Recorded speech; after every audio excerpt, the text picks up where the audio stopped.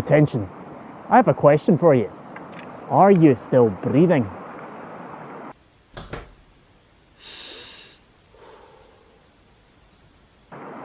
If so, then congratulations, you've completed the first priority, survival.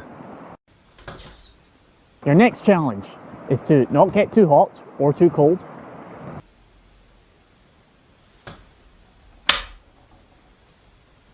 Stay hydrated. And if you're hungry, eat some food.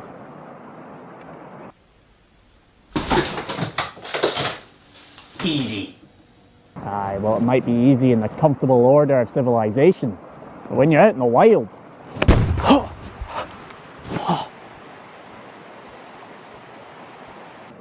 things get a bit more interesting. Hi. For well over 90% of human existence, we have been hunter-gatherers, with a vast majority of our time and attention had to be dedicated to just meeting these basic survival needs. But of course, humans require more than just the basics of shelter, water, fire and food to make life worth living. We are complex creatures that crave the shelter of belonging to tribe and place. We thirst for art and culture. We seek the warmth of feeling loved, and we hunger for spiritual meaning.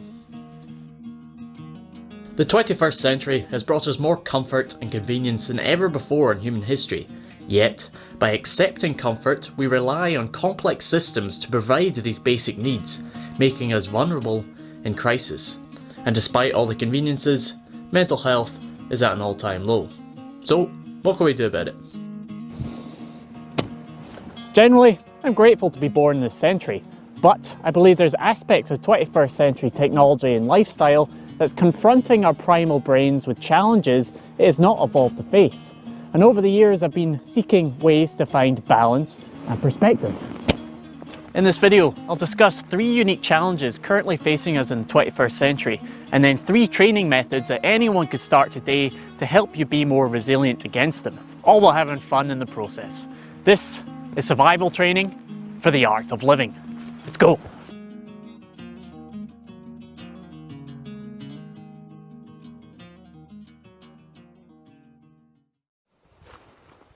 Hi folks, Tom from Fandabidozi. Thanks for tuning in. So I'm best known as that guy off YouTube who runs around the Scottish Highlands dressed in a big blanket, swinging a stick about, all through my series on 17th century Highlander survival. And as I said, I make my living from teaching survival skills both past and present. And I have a lot of fun doing it, but let's be honest, how useful are these skills to the average person these days? Well, statistically speaking, the average person will never have to use these skills in real life. And you could say modern day survival is just to earn enough money to pay the bills, navigate the fast-paced modern life, and just hope that we don't blow ourselves up in the process. So with all my work, I've tried to ask myself, so what? How can I make wilderness survival skills and traditional living skills relevant to the present day? So for years, I've been coming up with training methods and a learning curriculum that can be applicable to a 21st century audience and applied anywhere in the world. So one day I asked myself, if survival skills of the past aren't useful anymore, what are people not surviving from these days? So after a quick Google search, I found out that within my demographic within the UK, the highest cause of death is suicide and overdose. And that hit home to me because suicide and mental illness is something increasingly affecting my close group of friends. Now, of course, the challenges of the modern day are complex, and I want to be very clear that I'm not a doctor, I'm not a psychologist, guru, or life coach. All I'm doing is sharing my perspective and topics that are dear to my heart. And I've long wondered why my mental health is generally better during and after uncomfortable experiences in the wild. I'm very grateful for many things in the modern day, but I realised I wouldn't be grateful for them unless I regularly experienced times without them. Now, I'm not saying we need to go back to living in the Stone Age, but I honestly think there's elements of 21st century lifestyle that's leading our priorities astray and, quite frankly, driving the human race completely insane. And a grounded perspective from the wild and our ancestors once in a while can be a very healthy dose of medicine. So I knew it was time to try put this learning curriculum together.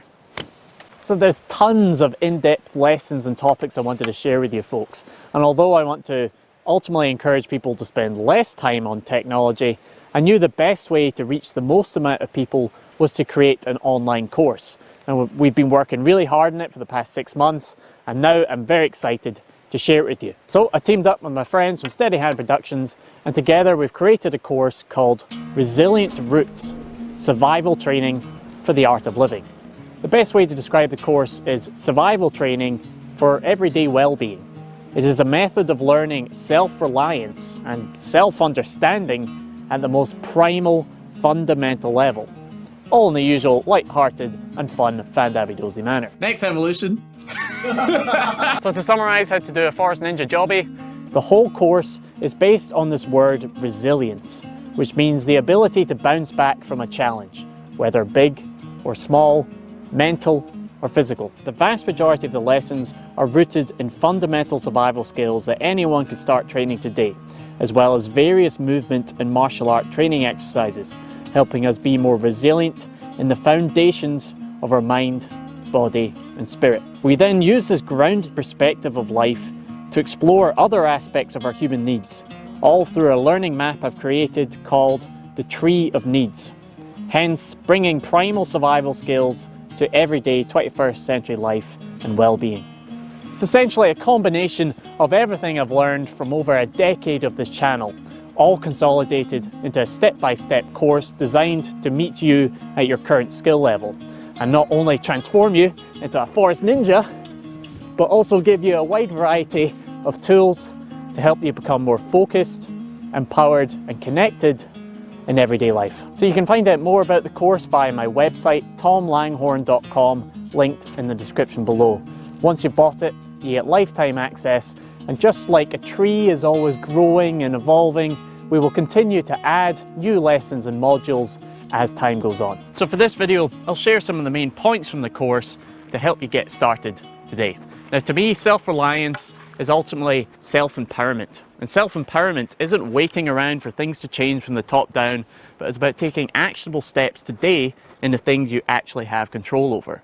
Also, keeping it fun so you're more likely going to practice and learn. So for each 21st century challenge, I'll share some training methods that anyone can start today to help you be more resilient against them. But also let me know in the comments if you have any of your own resilience methods that help you so that we can all learn together. But without further ado, let's get into it.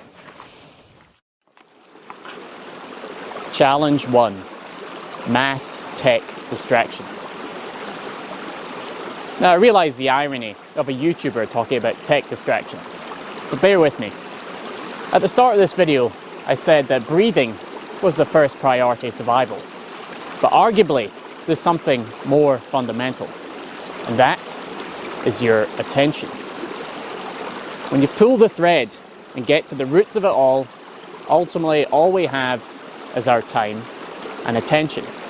And there's never been a point in human history where we have been so distracted and where our attention has been so valuable. Now I highly recommend you watch the documentary The Social Dilemma, which talks about the dangers of technology and social media to our mental health, our democracy and even our societal stability. And that documentary really inspired me to share ways of connecting to the fundamental dirt reality that sustains us so that we don't get completely lost and manipulated by the virtual one.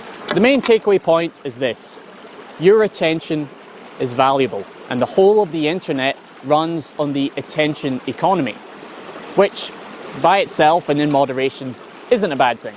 It's just the way it is. But we need to save some of our attention for our own well-being and to nurture our loved ones. And now the attention harvesting technology is getting so advanced, and it's being designed by experts to reach into your primal brain and make it as addictive as possible. So it only seems fair to arm the other side with understanding and methods of safeguarding our attention so that at least it's a fair fight. So resilience method 1, safeguard your attention. Here's just a few things I do. 1, don't look at your phone in the first and last hour of the day. This is when your attention is most vulnerable. Instead, I recommend practicing mindfulness, as this is probably the most powerful skill to train and understand how your attention works. 2. Turn off all notifications from distracting apps. 3. Disciplined and compartmentalized use. Know exactly why you're using technology, then when finished, put it down again. 4. Get a brick phone if you need an emergency contact, or download a minimalist phone app which makes it less addictive. So if you want to learn some more methods, I put together a free course over on my website called 4 Days to Focus. Now, of course, I'm not completely against technology. I'm a YouTuber. I love YouTube. It's a fantastic thing. All I'm saying is that we need to balance technological advancement with self-understanding. And a very simple thing you can do is this. Every time you look at your phone, just ask yourself, is this serving me or am I serving it? Challenge 2, ecological breakdown. Now, we might argue exactly how and who's to blame, but it's undeniable that our consumerist culture is living beyond the means of the planet and we're fouling our own nest. Now, I did a master's degree in ecology and environmental science and spent years learning about all the many ways we're essentially going to hell in a handbasket, which didn't exactly fill me full of much actionable hope. So this led me to travel around and learn from people who are taking matters in their own hands, who are living off grid and living more self-reliantly. But you know, with the price of land and with government regulations, this sort of lifestyle is near impossible for the average person. So what can the average person do to be more resilient against this? From my delves into history, it is somewhat comforting to know that humans have lived through many ecological challenges before. And the sorts of people that survived these disasters were often generalists in their skill set, nomadic, and had an intimate understanding of the land. So here's a method that anyone can start today to train these. Resilience method 2. Learn to live from a rucksack in your local environment.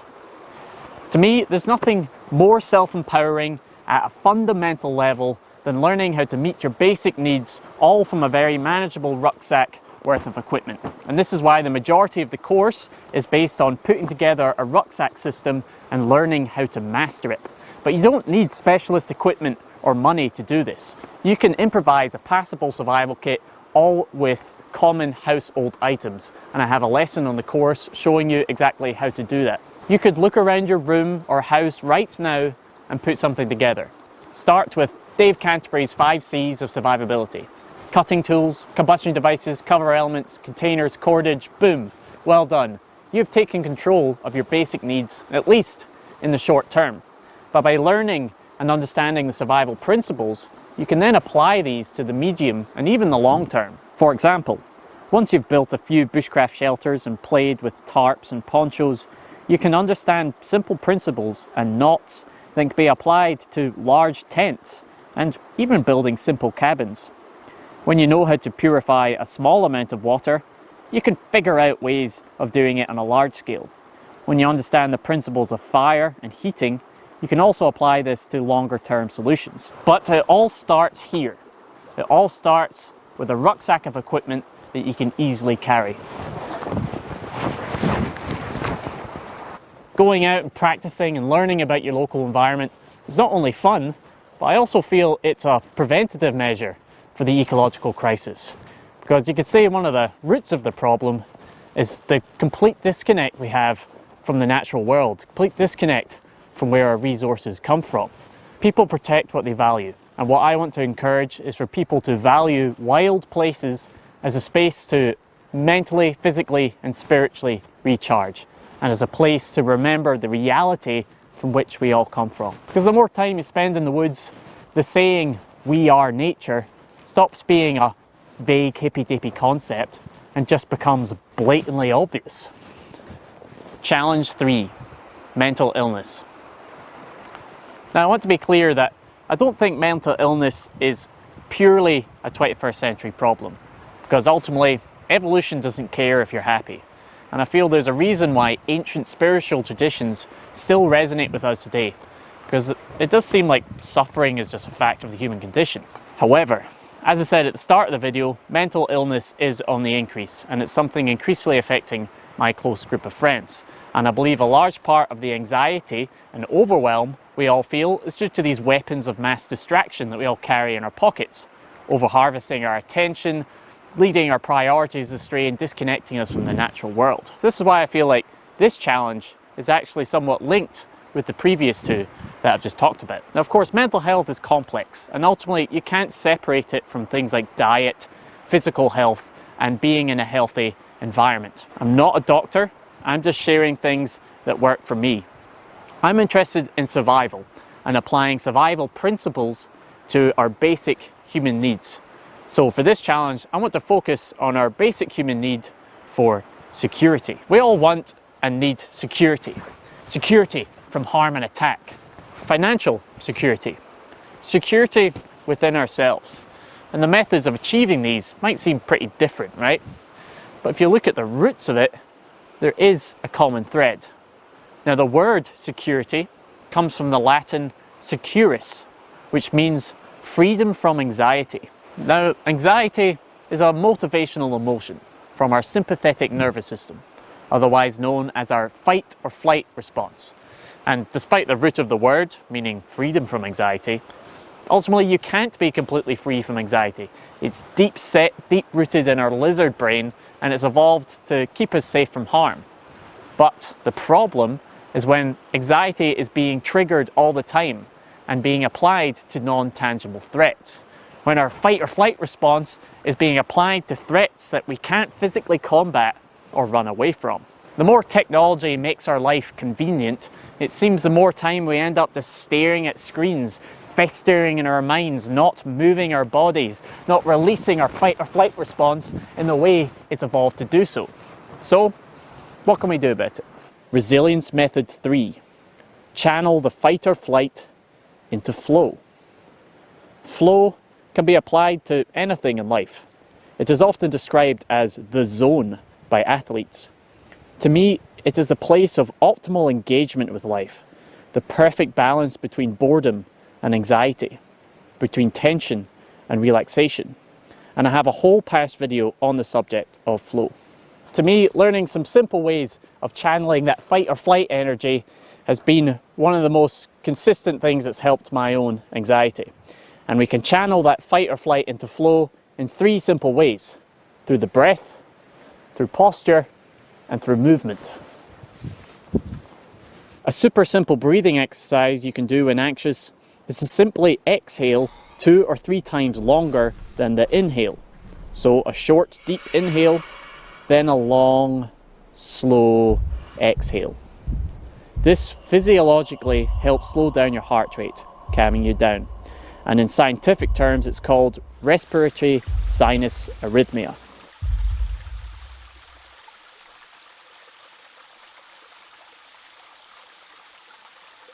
Posture. Your mental and physical posture are interconnected. One affects the other. Simply by spending a few minutes standing up straight with your shoulders back and chin up is a common technique used by public speakers to make them feel more confident and calm. Finally, movement is simply embodying the fight or flight fully. A fantastic thing to do is to train in some sort of martial art or combat sport, as they all combine the breath, posture and movement all in one practice, and gives your lizard brain a very tangible problem to deal with. And something I advocate through my course is rucking, which is essentially exercising with a heavy rucksack. The previous resilience method, we put together a survival rucksack. Now we condition our bodies to walk with it, hike with it, power walk, run, jump, lift ourselves up with it. I like to train with something a little bit heavier than my survival rucksack so that when it comes to camping, it feels easy to carry in comparison. Now, I'm aware these methods may be a bit obscure to some, but to me, if chaos is the only constant in the universe, then it makes sense to first train in the roots of our security. So at the very least, we can be in the right mental and physical posture to figure out and face whatever challenges life throws our way. So if you want to dive deep into all the topics that we've covered, then don't forget to check out my course, Resilient Roots, over my website, linked below. There we give you a step-by-step guide on everything you need to start your survival journey. as well as ways of understanding your hunter-gatherer mind so that we can better face the challenges of the 21st century. I'm really excited to share it with you folks. It's taken many years of thought. Don't forget to share your own resilient methods in the comments below so we can all learn from each other. Thank you so much for watching, and thank you for the support for over a decade of the Fandabidozi channel. Thanks very much, and I will see you in the next video.